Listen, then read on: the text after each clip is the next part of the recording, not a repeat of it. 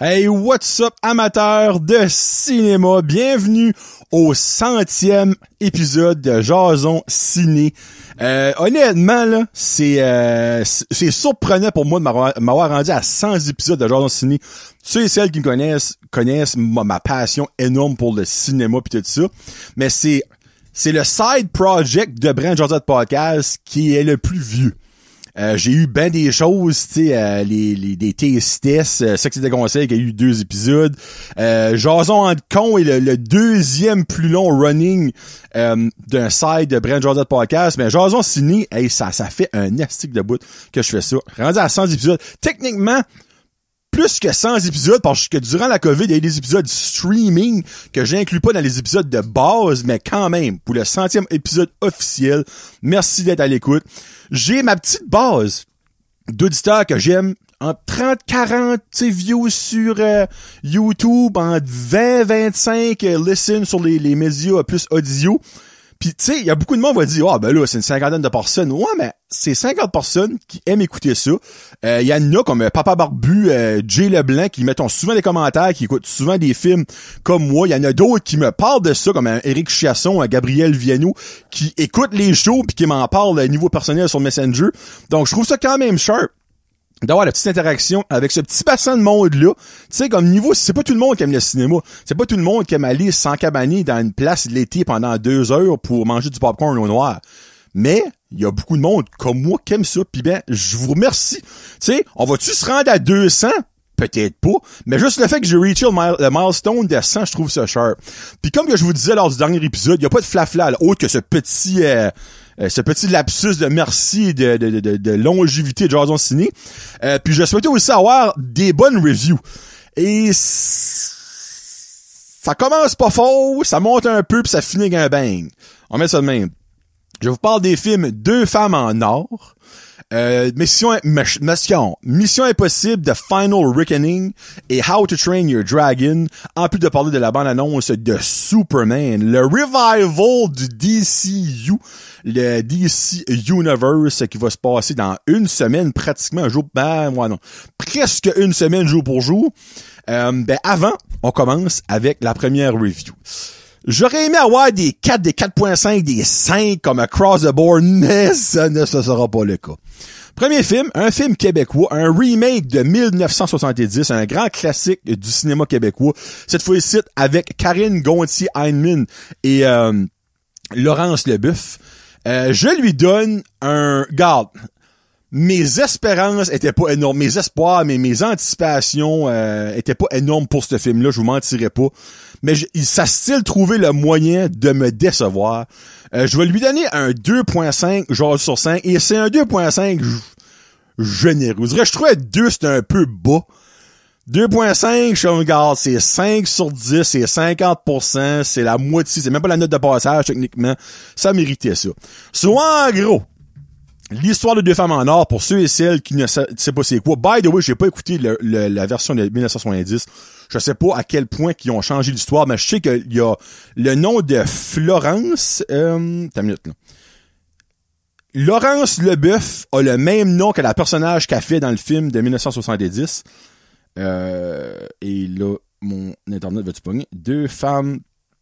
Puis ils ont changé le nom de la personnage que Karine Gontier-Heinemann fait parce que le nom de 1970, c'était pas mal moins wow. Ça fait que Laurence Leboeuf fait le personnage de Ce sera pas long, ça va loader. Je travaille avec une compagnie à sœur technologique, je prends le mettre à épice dedans, faudrait que je parle à Kevin. Hey Chris, ça sera pas long. Parce que je veux vraiment vous le dire. Ok, Laurence Leboeuf nous fait le personnage de, et of course, ça ne l'autre pas, ça sera pas long. Là. Violette et Karine Gontier-Heinemann, le personnage de Florence. Donc, le personnage de Violette existe, c'est Louise Turcot qui le faisait en 1970. Mais le personnage que Monique Mercure faisait, qui est le personnage de Florence, s'appelait Fernande. Il y a plus grand Fernande à chaque année qui naît. Donc, j'aime qu'il a changé ce nom-là. Parce que même moi, avoir été dans le film, pis comme, Violette, Fernande, comme. Me semble, dans le bassin des noms, il y avait 300 000 de plus nice que ça, niveau 2025. Ils ont changé ça. OK, je recommence. Ça tourne autour de ces deux femmes-là. Les deux sont dans des relations différentes. Il y en a une, le personnage de Laurence Leboeuf, est dans une relation qu'elle vient d'avoir un nouvel enfant. Son homme la trompe avec une collègue de travail.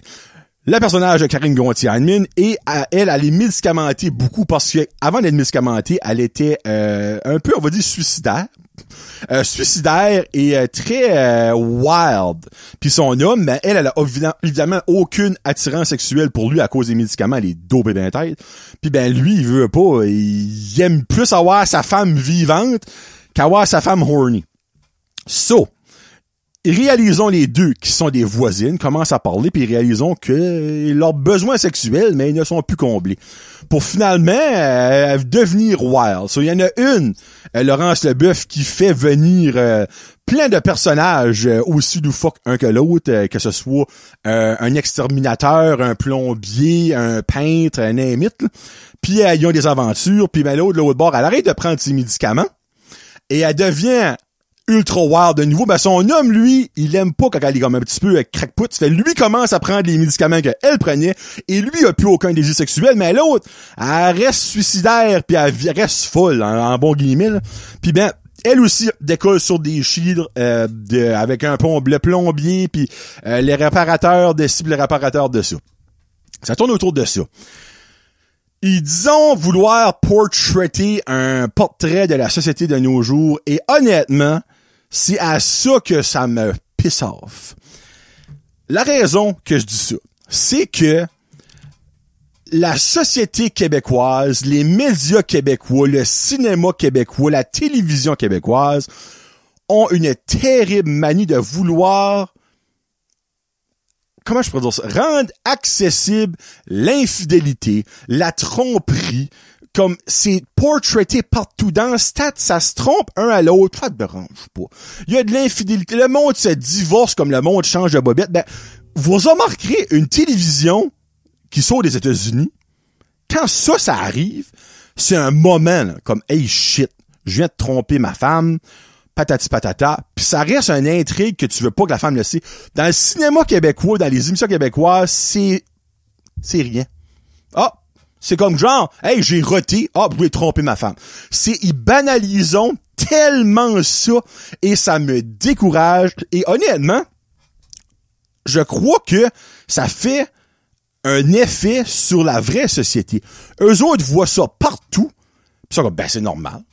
Dans les films, ils le font. Dans les émissions, ils le font. Dans les pièces de théâtre, ils le font. Sur les médias sociaux, c'est ça qu'on voit, c'est normal. On va le faire nous autres et tout. Donc, ils banalisent l'infidélité, la tromperie, puis tout ça, puis les bien-être sexuels, genre les deux cruches de Sexe et des conseils, là, tu sais. Pas Sexe et des conseils. Non, c'est quoi encore le nom, l'émission, là, avec, le podcast, là, avec les deux cruches, Lisanne Nadeau puis l'autre, là. Qu'il y a plein de monde québécois qui écoutent, parce que pour eux autres, c'est normal, ça, là. Hey, je sais même pas c'est quoi le nom, friggate. Sexe oral. Bon, sexe oral, tu sais. Ben, sexe oral, eux autres, ce film-là, ils ont probablement capoté, là. Ça, c'est la vie de tous les jours, là, tu sais, là, comme... Ah, du coup. Un des gros points que j'ai pas aimé, c'est ça. Ben, je vais quand même lire ma review, là. Je vais vous la lire mot pour mot. C'est triste de voir que Karine Gontier-Heinemann, je trouve, c'est une très jolie femme, honnêtement. J'ai écrit, c'est triste que de voir la jolie Catherine Gontier-Heinemann nue n'a pas eu un effet plus wow que ça pour moi et que autre que ça, le film est joliment plate. On la voit nue durant le film, j'étais comme, wow, ok, tu sais, c'est quand même une très belle femme avec une grosse moumoute de vagin, ça, j'étais comme, tabarnak, comme. Si vous êtes pour la montrer full nue, c'est-tu nécessaire de mettre la grosse moumoute genre à la Bob Ross? On sait tout qu'elle a pas ça, là. T'sais, comme, au pire, coupe au nombril, puis on voit le top, tu sais, puis vide là-bas, on voit les fesses, là. Non, on va tout montrer. Ouais, ben, mais on va tout montrer, ben, pas vraiment, là, comme, calice, comme. C'était pas beau, c'était fake, on dirait, tu voyais que ça allait pas là, tu sais, là. Je comprends que la vision de la société qu'il voulait nous montrer, mais il avait quand même une façon de rendre moins ça beige et plate, et surtout moins stéréotypé d'infidélité et de choses comme ça, qui honnêtement, c'est rendu une joke. La télévision québécoise, les films québécois, parce que c'est juste ça qu'ils veulent nous montrer. On dirait qu'ils se font un devoir de montrer ça. Je me rappelle pas le dernier crise d'ado. crise ado qui avait pas d'infidélité, ben tu entends, c'est des enfants, c'est des adolescents, tu sais, là. Karine Gontier-Heinemann est excellente là-dedans, puis Laurence Leboeuf aussi est vraiment bonne. Il y a une petite couple de petits moments cocasses qui m'a fait rire, mais il y a rien de puissant là-dedans, là. Il y a un manque de musique incroyable. Il y a des scènes musicales comme juste trop précises, puis comme trop présentes. Il y a un moment donné, Karine Gontier-Heinemann est saoule de haut, puis elle chante une tune de Céline Dion à pleine tête. Ben, c'est sûr, ils ont pas eu d'argent pour les droits musicaux, puis ils ont genre, on a deux, là. On va en profiter, on en a deux, on va les mettre, là. Le film fait juste bizarre, il y a aucune émotion. C'est pas normal que tu mets Sam Breton, Arnaud Soli, Fabien Coutier, Jay du Temple, Kat Levac d'un film, puis que c'est même pas drôle.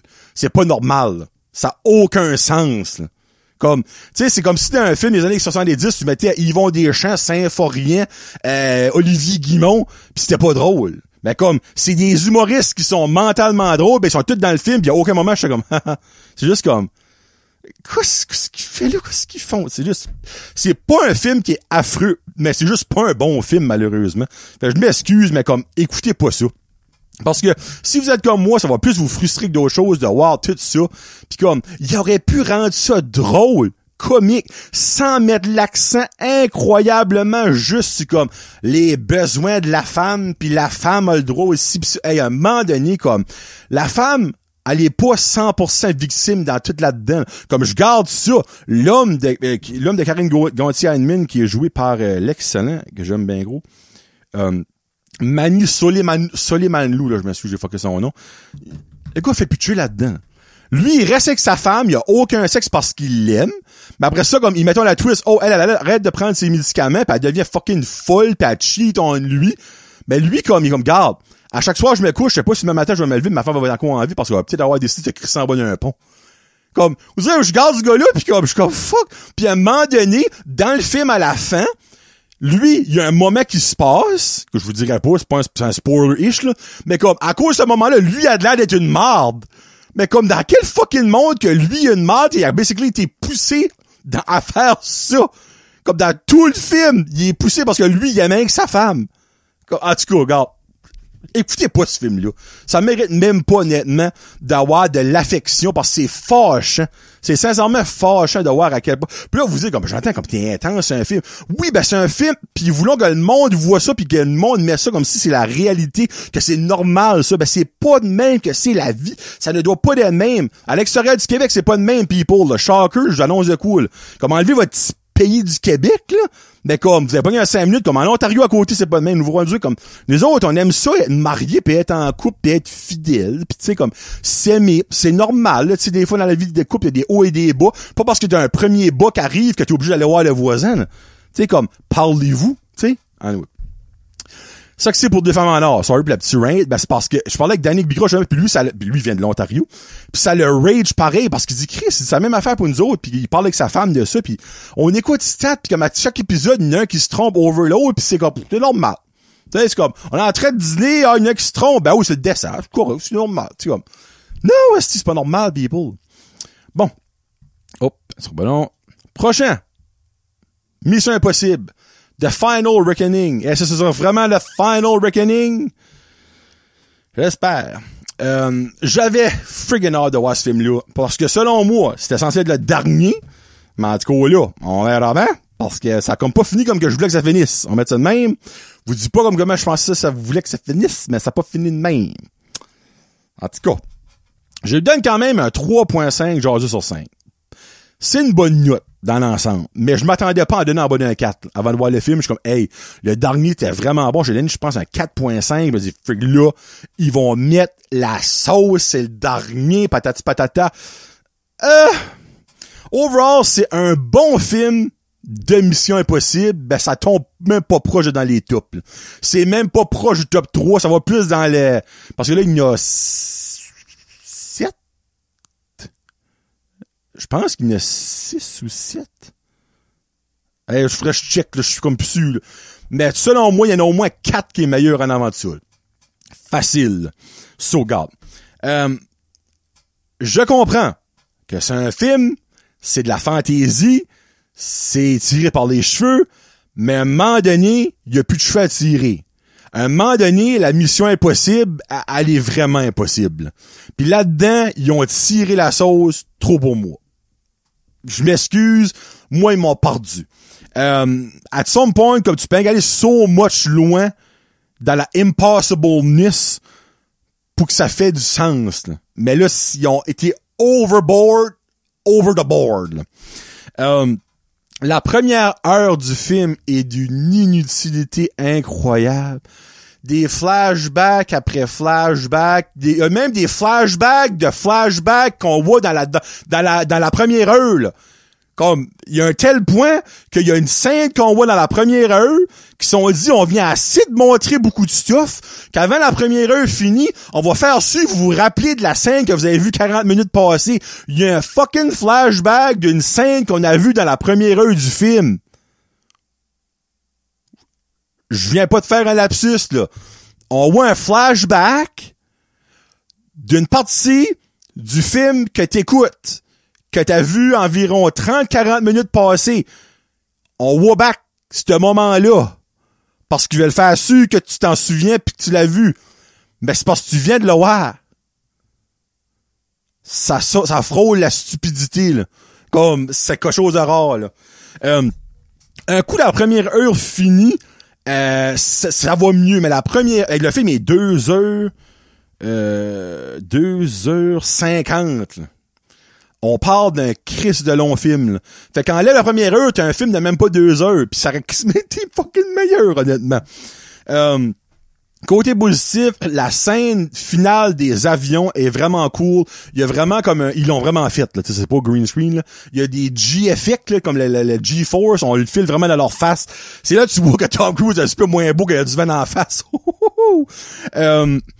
Hayley Atwell est excellente là-dedans. La crew, il y a comme un genre de sous-marin invisible. Il y a une bonne grosse scène là-dedans avec une crew. J'ai vraiment adoré la crew. Mais honnêtement, c'est trop tiré par les cheveux. Il y a trop de scènes que je m'ai roulé les yeux. Comme, tabarnak, comme. Tu sais, à un moment donné, je suis là comme si j'étais dans Fast and Furious, là. Tu sais, vous savez comment est-ce que des fois, je suis comme, oh, les shit, à un moment donné, un char, là, il peut rien faire so much, là, tu sais, comme, ben, là-dedans, on était dans level Vin Diesel. À un moment donné, j'étais sûr que Dominic Toretto allait sortir comme, I'm here for you, family. J'étais comme, tabarnak. Vous direz, tous les autres films de Mission Impossible, il y a des moments, t'es comme, wow! Mais t'as jamais le moment d'être comme, bah, là. Là-dedans, 3-4 fois. J'étais comme, tabarnak, comme, à un moment donné, c'est comme, m'excuse, ben comme ta façon de faire ça autant intéressant, mais en mettant ça un peu plus réaliste, tu sais. Il y a une scène que basically, il est dans l'eau de l'Antarctique. On s'entend, l'Antarctique, c'est gros, c'est pas petit rocher, là.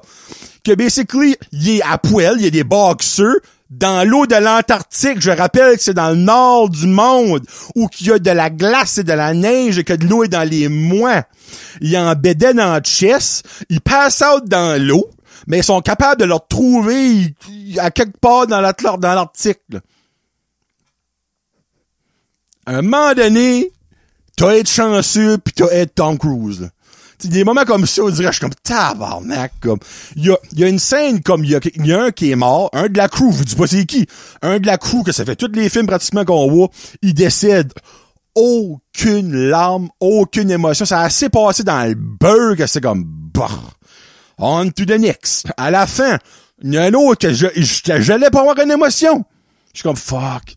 Il give it all, s'il a tout donné ce qu'il pouvait, il est mort, il est pas mort. Comme, sincèrement, la manière que ça finit, il pourrait en avoir d'autres et ça me décourage. Il y avait façon de finir ça avec un bang, comme que Daniel Craig a fini sa string de James Bond avec un bang. Non, il était moi je suis différent. Moi je finis pas de même. Regarde, le film est pas mauvais, là. Comme, si vous connaissez pas l'univers de Mission Impossible, vous écoutez ça comme un stand-alone, vous allez probablement triper. Vous allez dire, oh, les freaks, ce gars-là, il est vraiment bon. Non, mais regarde, minute, là. Il y a un moment donné, comme, c'est juste trop. Et ce film-là est trop pour moi. Fan de beau malaise. C'est trop pour moi. J'aurais voulu beaucoup plus aimer ce film-là. Malheureusement, je peux pas donner plus qu'un 3.5. Ça mérite pas un 4 pour moi. Même s'il y a des cascades qui ont été faites à un moment donné, comme les cascades, tu peux rien t'impressionner so much, là. Mais là, comme, it was just too much. Puis moi, je m'excuse, j'ai sorti de la track. Hein, je suis dans le train comme dans le dernier, dans le train a pris off de la track, puis moi, j'étais dedans. M'excuse, fait que Ethan Hunt, je souhaite sincèrement plus jamais te voir. Je m'aimerais pas dans 5, 10 ans un reboot de Mission Impossible avec un autre personnage. Tu reboots ça me dérangerait pas. Mais Tom Cruise, il l'a plus. Comme, oui, en shape, oui, il fait encore des, mais là, il suit plus. Là. C'est rendu too much. C'est ça que c'est. Et je finis ça avec How to Train Your Dragon en live action. J'ai été voir avec Loric et on a aimé ça beaucoup. Je lui donne un 4.5 sur 5. Honnêtement, je pouvais pas me mettre dans la tête de donner un 5 sur 5 à ce film-là parce que je garde l'histoire qui est dans le film d'animation, c'est copy-paste à ça. Il y a aucun twist, il y a aucun ajout, c'est la même affaire. Mais en vrai, c'est des vrais dragons qui ont été ramassés dans les îles Galapagos. Là. C'est des vrais dragons. Vous savez ce que je veux dire par c'est vrai. Tout le monde est vrai dans le film, sauf évidemment les dragons, mais ils sont tellement crissement bien faits qu'ils ont de l'air d'être vrais. Comment je peux dire ça? Même avant d'aller voir le film, je savais que j'allais aimer ça. Parce que je savais que ça allait être pareil et j'ai adoré le film d'animation. Vous savez, c'est une de mes franchises d'animation de Disney que j'aime le plus. Même en étant la même histoire, ils ont quand même été capables de me donner des frissons, même si je savais ce qui s'en venait. Comme je savais ce qui s'en venait, je savais les moments, les peak moments, j'ai quand même eu des frissons, j'ai quand même adoré ça. Tous les dragons ont de l'air awesome, puis ils ont pratiquement pas changé de l'animation, et c'est ça que je trouve sharp. Ils aurions pu faire totalement différent. Non! On va garder le plus possible l'essence qu'on peut, tu sais, comme là, je me rappelle plus du nom, le gros avec des petites mini-ailes. Il est pareil. C'est tellement friggin' drôle. Tame Parker, qui joue Hiccup, Tame, c'est le nom de famille, là, je m'excuse. Thames qui joue Hiccup, Parker qui joue, la fille, là, et j'ai un blanc de mémoire, freak. Gerard Butler qui joue Stoic, pis t'as aussi Nick Frost qui joue le personnage du forgeron. Sont sublimes. Ils sont parfaits. Je les adore. Toothless est pareil, mais on dirait en vrai, il y a tellement de l'air plus cute, plus shiny, plus comme colorful, même ce qui est noir. C'est stupide à dire, là. Mais il y a de l'air menaçant quand c'est le temps. La seule petite chose que j'aurais à dire, autre que l'histoire est identique, c'est qu'il y a une coupe de ride entre Hiccup et Toothless. Évidemment, il est pas sur un vrai dragon, là, on le sait, là. Mais comme il y a beaucoup de rides qui paraît ultra bien. Il y a certaines autres où je dirais c'est comme ils auraient pu un peu plus travailler, mais ils sont dit garde, pour le montant d'argent que ça va nous coûter faire ça, puis l'impact que ça va avoir sur le film, je pense qu'on va prendre la chance. Mais moi, c'est le seul petit Hiccup que j'ai pour le film, c'est ça, et que c'est exactement la même histoire. Ben ça, je le savais, j'enlève pas de point à ça. Je peux pas attendre de voir ça en 4K sur ma TV.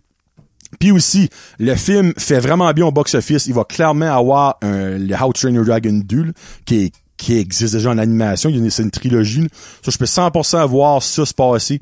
La seule chose, c'est que, en même temps, non, j'allais vous dire, Hiccup, il grandit, mais il grandit aussi dans le film. Il change dans le film. Là. Ça fait que même si que Thames, là, je m'excuse, son nom de famille, là, son prénom, excuse. C'est Mason Thames vieillit, mais il va pouvoir vieillir en même temps qu'ils font les films parce que ça va moins prendre 2 ans, 100 ans à faire une suite à ça. C'est Nico Parker qui joue Astrid, there you go. Puis Nick Frost joue Gobber de Belch. Donc un hit pour moi, aucun doute que le monde qui a aimé How to Train Your Dragon en animation va adorer ça. Et ceux et celles, comme Loric, qui n'avaient pas vu l'animation, vont triper sur ce film-là comme que Loric a trippé. Donc, rien à dire. C'est un hit pour moi. Hands down. Adorez ça. C'est grandiose. C'est vraiment le fun à voir ça en live action. Et je l'avais dit de Lilo and Stitch, ça vient de passer over le meilleur live action movie que Disney a fait pour moi. C'est hands down le meilleur. Lilo and Stitch paraît très bien. Mais là, ça, on a un autre step avec How to Train Your Dragon. Et je finis ça en parlant de la bande-annonce de Superman.